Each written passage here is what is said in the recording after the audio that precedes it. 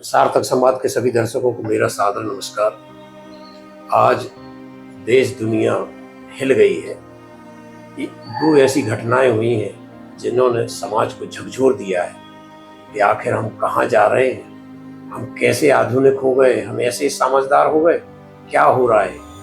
आपको मालूम ही है कि मध्य प्रदेश की राजधानी भोपाल में त्रिशा का मामला, दहेज के दबाव के बीच हत्या है, आत्महत्या है, इस बातों को लेकर कहानी, एक पक्ष का दावा, दूसरे पक्ष का दावा, लेकिन त्रिशा तो चली गई जिंदगी से। और सोचो आप, जब किसी की मौत होती है, किसी के बच्चे बाहर होते हैं, तो हम जल्दी से बुलवाते हैं, फ्लाइट से बुलवाते हैं कि जल्दी अंतिम संस्कार हो जाए। लेकिन त्रिशा 13 मई से अभी तक मर्चुरी में रखी है, पोस्टमार्टम द्वारा उनके कराने की उनके परिजन मांग कर रहे हैं। अभी तक उसका अंतिम संस्कार भी नहीं हो गया। नमस्कार जी, ये मैं विक्टिम त्रिशा का फादर बोल रहा हूँ। मेरी सरकार से अपील है कि यहाँ हम एक बहुत बड़े सिस्टम के खिलाफ लड़ रहे हैं। हम पहले दिन से, जब 12 तारीख की 10/5 तक हमारी बात हुई बिटिया की, और उसके 15 मिनट बाद जो है उसकी डेथ हो गई, और हमें इसकी खबर जो है हमारे लगातार कॉल करने पर फोन नहीं उठाया जा रहा था। एक आधे घंटे बाद फोन उठाया गया। गिरिबाला सिंह जो उसकी सास थी, और उन्होंने उसको बताया कि शी इज नो मोर। और उसके बाद वहां से हम चल दिए हैं, हम यहाँ पर आए हैं। हम 3 दिन तक 4 दिन तक संघर्ष करते रहे हैं। पहली फर्स्ट FIR के लिए हमारी 0 FIR तक नहीं ली जा रही थी, और हमसे ये बोला है कि सिस्टम बोल रहा था कि हम बैलेंस बना के चल रहे हैं। हमें ये ज्ञात हुआ कि ये लोकायुक्त, अभी प्रेजेंट लोकायुक्त सत्येंद्र सिंह की फैमिली है ये, और इनके रसूखदार लोग चीफ जस्टिस सिस्टम में बैठे हुए हैं, मेडिकल्स में बैठे हुए हैं, सारी जगह बैठे हुए हैं। हमें यहाँ जो PM रिपोर्ट दी गई उसमें और जो सामने की फाइंडिंग्स में बहुत मिसमैच मिल रहा था, तो हमने इस PM2 के लिए अप्लाई किया था, जिसको अप्रूव करने के बाद, कमिश्नर के अप्रूव करने के बाद उसको डिनाई कर दिया गया। कहा गया कि ये आपको कोर्ट से लेना पड़ेगी परमिशन। और इस बीच में पूरी कोशिश की जा रही है कि उसकी बॉडी कैसे न कैसे डिकम्पोज हो जाए।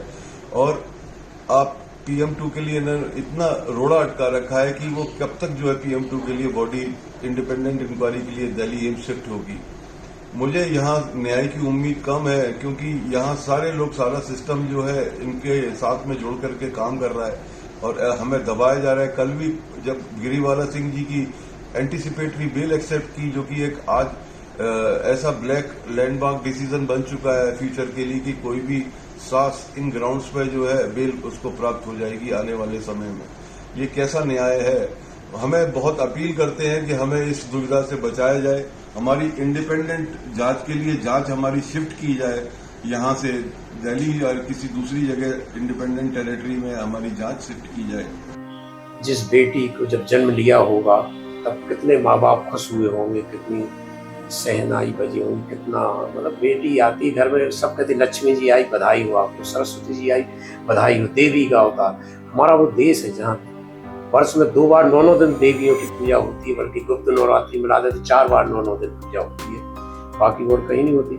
हमारे यहाँ पहले नाम लिया जाता है सीताराम, राधे श्याम, गौरी शंकर, भगवानों के भी नाम हम पहले, महिला फर्स्ट। तो उस महिलाओं को क्या हो गया कि हम क्या कर रहे हैं, दहेज के लिए मार रहे हैं, या ऐसी हम परिस्थितियां बना रहे हैं कि वो आत्महत्या कर रहे हैं। ये देश की राजधानी दिल्ली में भी एक ऐसी घटना हुई, भोपाल की हमने आपको बताया त्रिशा का मामला। दूसरा, दिल्ली में दीपिका की दहेज को लेकर मौत हो गई है, उनको तीसरी मंजिल से गिरना बताया ससुराल वालों ने, और मायके वाले स्वाभाविक रूप से उसकी हत्या की बात कर रहे हैं। बात ये तो चलती रहेगी महीनों कहानी, आरोप प्रत्यारोप, पुलिस, न्यायालय। ये बात नहीं है कि इससे क्या मिलना है दोनों परिवारों को, और मैं कहूँगा चारों परिवारों को, मायका पक्ष भी और ससुराल पक्ष, सबको कष्ट और तनाव मिला है इन दोनों घटनाओं से। और समाज, क्योंकि हम जिस देश में रहते हैं उसका भाव है सर्वे भवन्तु सुखिनः। जब सब सुखी रह पाते हैं तब हम सुखी रह पाते हैं। तो आम आदमी वैसे ही परेशान, सुबह से या तो अखबार पढ़ेगा या TV देखेगा या सोशल मीडिया, व्हाट्सएप जैसे ही खुलता है कोई ना कोई ऐसी घटनाएं होती हैं। तो इससे सब परेशान हैं, सब दुखी हैं। वैसे ही तनाव क्या कम है आज के दौर में। विश्व की जो परिस्थितियां हैं, संभावित जो परिस्थितियाँ बताई जा रही वैसे ही बहुत तनाव है। और हम छोटे छोटे अहम कहें, लोभ कहें, द्वेष कहें, क्या कहें इन शब्दों को, जिसके कारण हम पारिवारिक कलह, जो हमारी परिवार परंपरा थी, संस्था थी, वो स्वर्ग मानी जाती थी। और दुनिया में कितनी परेशानी हो, जब आदमी घर आता था तो शांति और सुकून, क्योंकि सब उसके सपोर्ट के लिए खड़े रहते थे, सब उसको वैसा ही चाहते थे।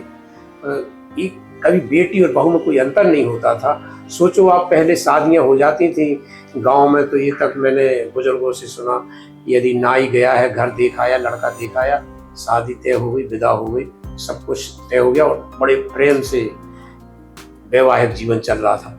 आज तो कितने तो शादी.com खुल गए हैं, कितने दौर से परीक्षण होता, लड़का लड़की कितने बार मिलते हैं, प्री वेडिंग फोटो शूट होता है, क्या क्या होता है, कितना आडंबर, कितना दिखावा शादियों, कितना खर्चा, बड़े बड़े होटल, फंक्शन चल रहे हैं, मेहंदी का कुछ, कितनी चीज़ें होती हैं। और उसके बाद शादी यदि 6 महीने 2 महीने भी नहीं टिक पा रही तो क्या कर रहे हो आप, कहाँ जा रहे हो।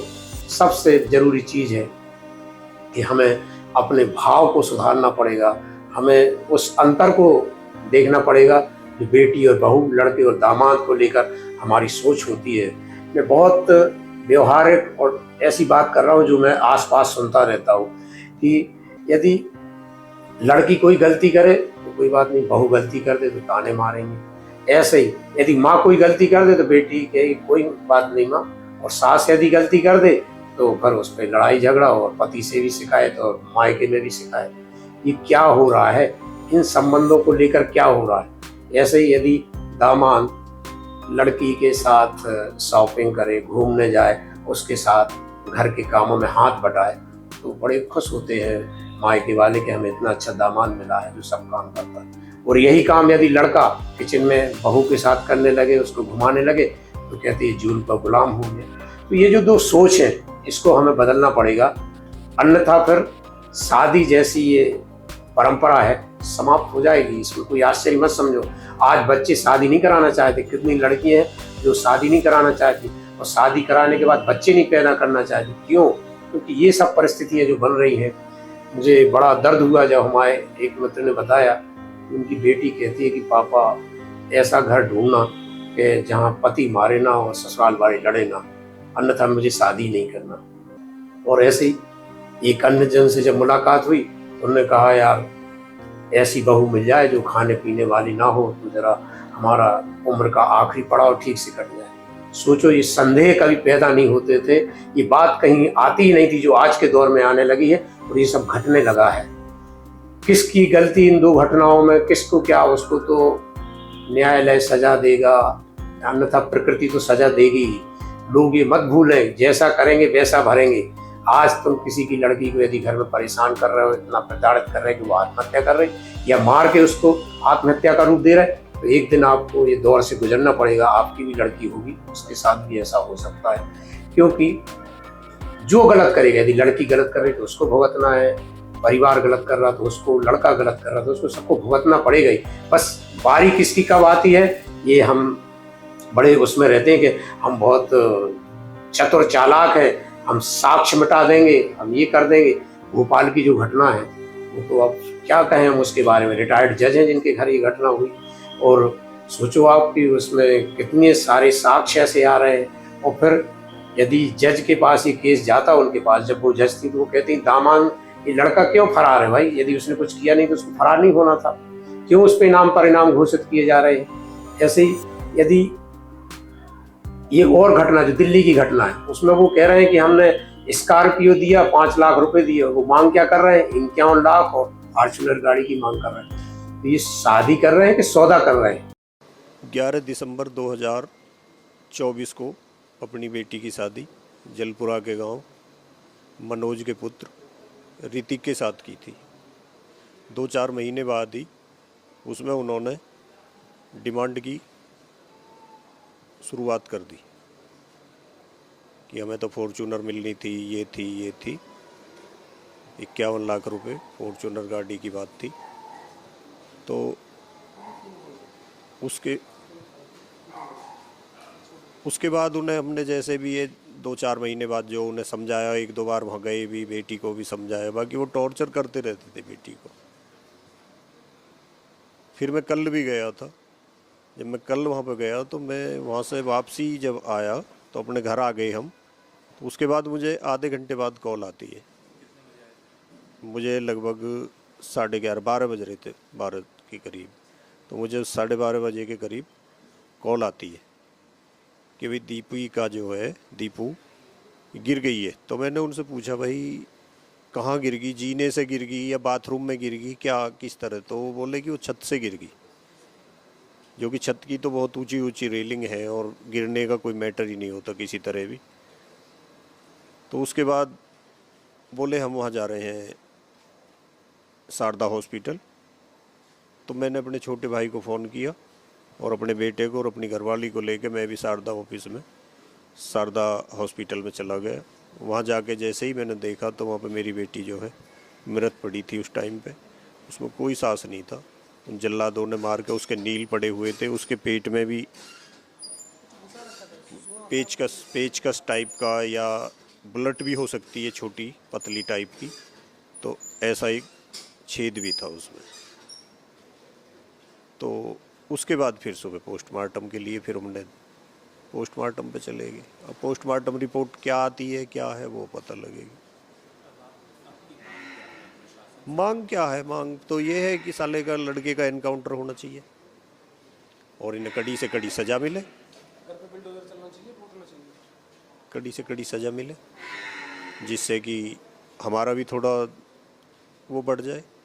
बेटी तो हमारी गई। क्या हो रहा है? इन घटनाओं के पहले ही बहुत सारी घटनाएं हुई हैं। बस एक जरूरी सवाल यही उठता है कि समाज किस ओर जा रहा है। इस सिलसिले को हम थामेंगे कि ऐसे ही चलेगा? और यदि ये ऐसा चलता रहा तो वो दूर नहीं, जब बच्चे शादी नहीं करेंगे और फिर आपका परिवार का बढ़ने का क्रम भी रुक जाएगा। क्योंकि कौन ऐसी मौत को गले लगाएगा? जो शादी तो एक वो होती है कि कौन सब चाहते कि मेरी बिटिया के पीले हाथ हो जाए, वो अच्छे घर में चली जाए, दामाद अच्छा मिल जाए। ऐसे लड़के वाले सोचते अच्छी बहू आ जाए जो मेरा सब घर बार संभाल ले, सब कर ले। तो ये जब आप जैसा चाहते हो अपनी बेटी के लिए, जैसा चाहते वैसा बहू के लिए करें, जैसा लड़के के लिए चाहते वैसा दामाद के लिए करें। तो ये जब तक नहीं करोगे आप, और जब तक ये द्वेष, ये पाखंड अपने मन में रखोगे, अंतर रखोगे, तब तक ऐसी ही घटनाएं होती रहेंगी। ये 2 घटनाएं हैं जो एक मध्य प्रदेश की राजधानी भोपाल और देश की राजधानी दिल्ली में हुई है। कोई दूर गांव और ऐसे पिछड़े इलाकों में नहीं हुई जहां हम बहुत आधुनिकता और सब बात करते हैं। तो बात यही है कि हमें क्या करना है। हमें अपना एक तो संवाद बढ़ाना है, परिवार में जिम्मेदारी, मर्यादा और सम्मान, और गलत के खिलाफ हमेशा रोक लगाना और सही निर्णय लेना है। क्योंकि आप बिल्कुल स्पष्ट मान लो, यदि कोई शादी की बात करता है, दहेज की बात करे, आप हाथ जोड़ लीजिए। क्योंकि जो दहेज मांग रहा है वो फिर बाद में परेशान करेगा ही। और एक और बात बिल्कुल अब मुंह से निकलनी नहीं चाहिए कि बेटी पराया धन होती है। पराया नहीं होती। यही भाव जो आप कहते हो पराया धन, वो सुनती रहती है, फिर वो ससुराल में कष्ट सहती है, लेकिन घर में बताने से संकोच करती है। एक तो वो भावुक होती है, माँ बाप भाई के प्रति इतनी संवेदनशील होती है कि हम बताएंगे उनको कष्ट, तो वो लोग भी दुखी होंगे कि हमने बड़े इतने पैसे लगा के इतने महंगे होटल में शादी की और बेटी दुखी है, तो वो लोग दुखी हो। कुछ इस डर से और कुछ ये बात कि हम तो वहाँ के पराये हैं, हमारा तो मायका छूट गया, हमारा तो घर छूट गया, हमें यहीं रहना है, सहना है। तो ये बात छोड़ दो। बल्कि मैं कहता हूँ घर का एक हिस्सा रिजर्व करके रखो अपनी लड़की के लिए, और उससे कह दो जब दिक्कत हो आप बता दीजिए और घर आ जाइए। और लड़की को पहले ये संस्कार भी दीजिए कि जैसे आप हमारे माँ बाप की बात का बुरा नहीं मानते, ऐसे सास ससुर की बात का बुरा भी नहीं माने, और जैसा प्रेम आप हमें देते, हमें चाहते, हमारी चिंता करती हो, ऐसे ही वहाँ करना। ये माँ बाप बदल रहे हैं, वो सास ससुर नहीं है, वो आपके माँ बाप है।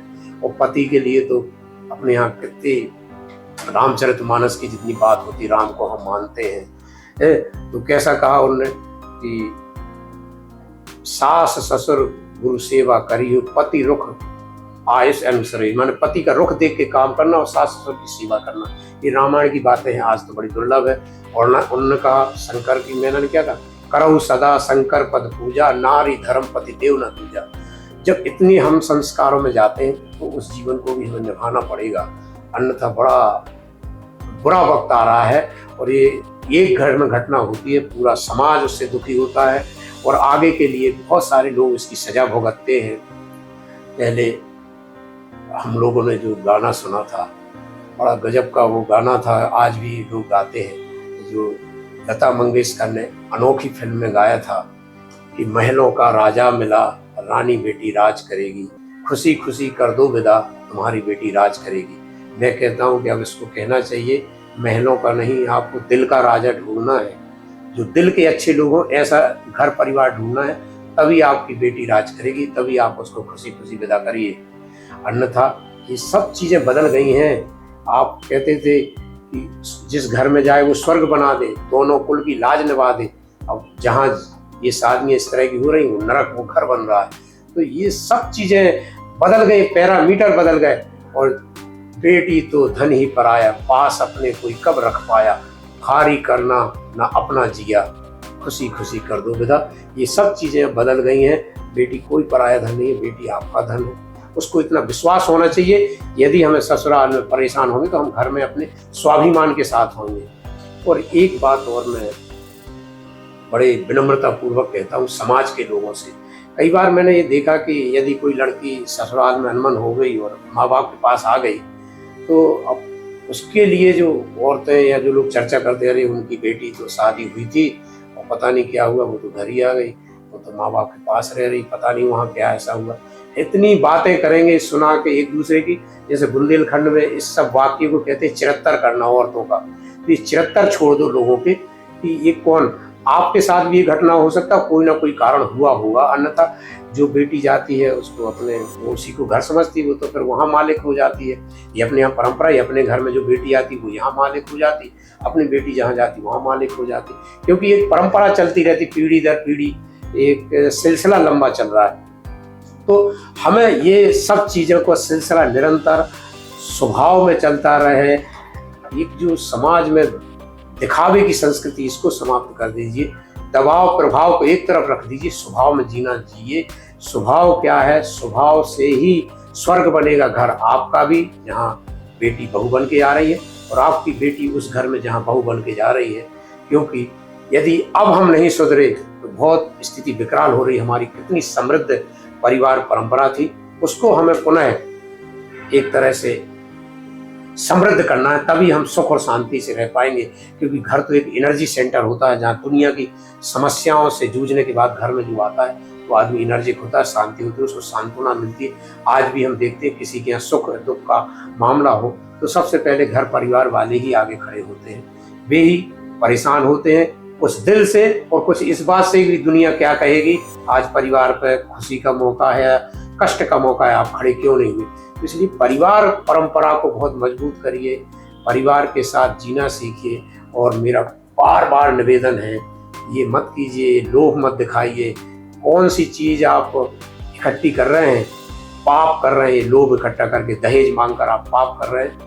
पुण्य कमाइए। बेटियों, कितने लोग हैं जो गरीब बेटियों की लाखों की संख्या में, हजारों की संख्या में शादी करा रहे हैं, और आप एक शादी और अपने घर में बहू ला रहे हैं, उसको नहीं सहेज के रख पा रहे हैं। क्या करेंगे आप समाज के लिए। वो ईश्वर भी क्या सोचता होगा कि हमने आपको इसलिए भेजा था इस दुनिया में, आपको मानव जो शरीर मिला इसलिए मिला था कि आपको एक पुण्य करके आना था, आप पाप कमा के जा रहे हैं। पाप पुण्य बहुत लोग मानते नहीं हैं, आधुनिक लोग हैं, आप लोग बहुत समझदार हैं, बहुत आधुनिकता की बातें करते हैं। तो क्या आधुनिकता और समझदारी ये नहीं कि हम शांति और प्रेम से जिए।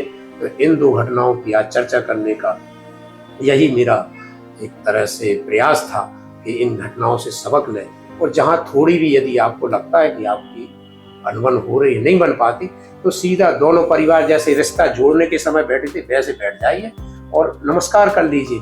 आप किसी को जन्म दे सकते क्या? नहीं दे सकते। किसी का मृत्यु करने का अधिकार आपको किसने दिया? किसी को मारने का अधिकार किसने दिया?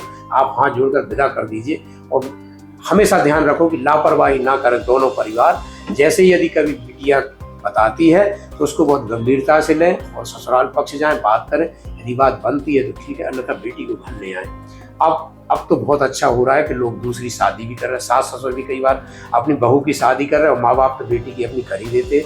तो सब चीज़ें अब आधुनिकता में हैं, लेकिन ऐसा मत करिए, ऐसी घटनाएं मत करिए जिससे खुद भी अब कोई जेल जाएगा, कोई थाने जाएगा, कोई जिंदगी भर परेशान रहेगा। और इन घटनाओं को सुन सुन के समाज पर बुरा असर पड़ता है, नई पीढ़ी पर बुरा असर पड़ता है। इसलिए मेरा पुनः आप लोगों से विनम्र अनुरोध है कि इस तरह की घटनाएं ना हो, समाज में इसको रोकें और समाज हर बदलाव के लिए तैयार रहे, आधुनिकता बने, समझदार बने। तो इसीलिए एक ऐसे संबंध जोड़े जहां वैचारिक समानता हो। ये आर्थिक पक्ष को देखकर रिश्ते तय न करें, वैचारिक समानता, जिस धरातल पे आप सोचते वैसी धरातल वाला रिश्ता देखें, जिससे कि आपकी निभती रहे। अन्यथा ये जो हम आडंबर बढ़ रहे हैं, इसका नुकसान बहुत हो रहा, आगे नुकसान ना हो। आज के लिए बस इतना ही। ईश्वर करे कभी इस तरह की घटनाओं पे हमें इस तरह का बात करने का अवसर न मिले। हम हमेशा सार्थक संवाद की तरफ से यही प्रयास रहता है कि हम समाज की सार्थक चीज़ों को आपके सामने लाएं, सार्थक संवाद करें। हम ये बताएं कि एक बहू के आने के बाद इस घर में कैसे स्वर्ग बन गया जो नरक था, और एक बेटी की जब तक घर में रही तो वहाँ कैसे स्वर्ग था, कैसे नरक बन गया। हम अच्छी चीज़ें समाज को बताना चाहते हैं। हमारा प्रयास है कि आप लोग वैसा ही करें जिसको हम दिखाएं। धन्यवाद। आप देखते रहिए सार्थक संवाद।